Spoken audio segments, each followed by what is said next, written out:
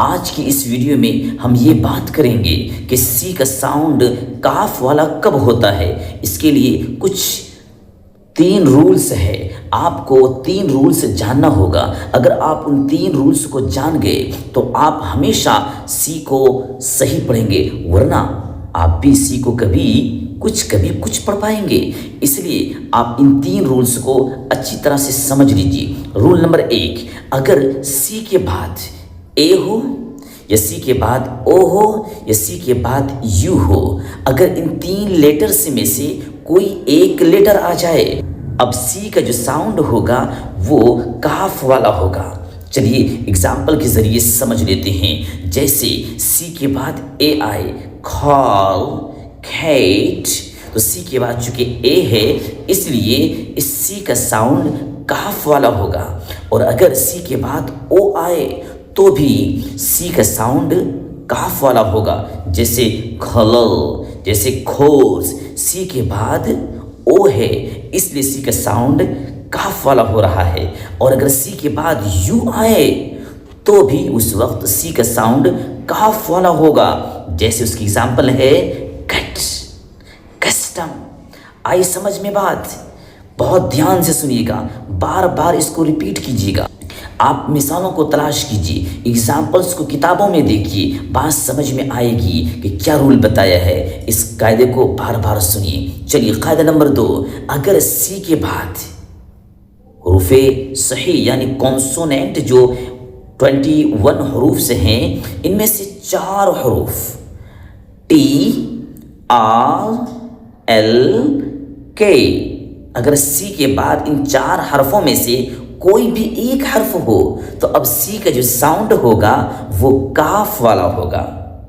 आई समझ में? चलिए एग्जाम्पल समझ लेते हैं। जैसे सी के बाद अगर टी आता है तो उस सी का साउंड हमेशा काफ वाला होगा। जैसे एक्शन, एक्शन, कॉन्टैक्ट, टी के सी के बाद टी है ना, इसलिए सी का साउंड काफ वाला हो रहा है। और दूसरी मिसाल, सी के बाद अगर आर आए तो भी उस वक्त सी का जो साउंड होगा वो काफ वाला होगा।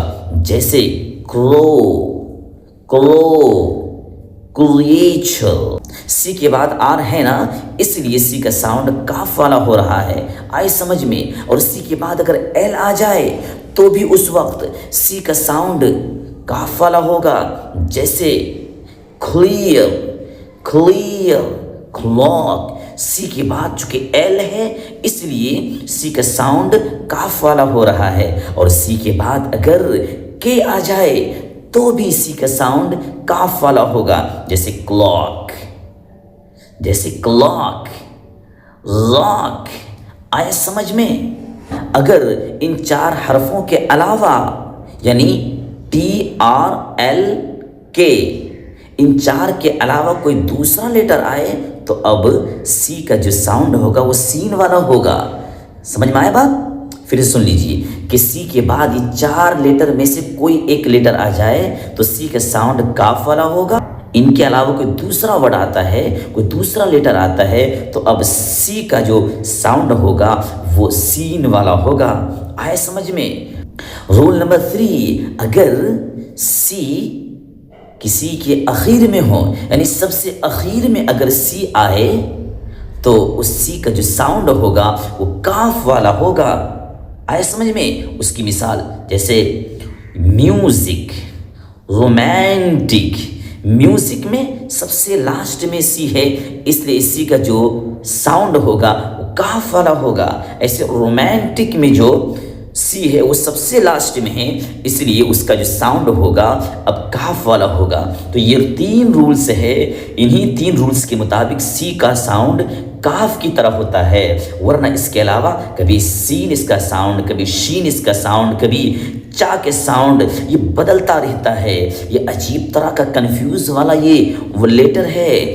हरूफ के तरतीब से इसका साउंड बदल जाता है। तो लेकिन ये अपने साउंड में कब कब रहता है, आज की इस वीडियो में पूरी तरह से वाज़ेह कर दिया हूँ। आप बार बार इस वीडियो को देखिए ताकि आपको अच्छी तरह से समझ में आ सके। तो कहीं लिखा हो सही तो आप सही पढ़ सकें, कहीं लिखा कुछ हो तो आप कहीं कुछ और ना पढ़ दें। इसलिए आप इस वीडियो को बार बार देखिए ताकि आपके अंदर इन्फ्लुएंस आए, आपके अंदर भी कॉन्फिडेंट आए।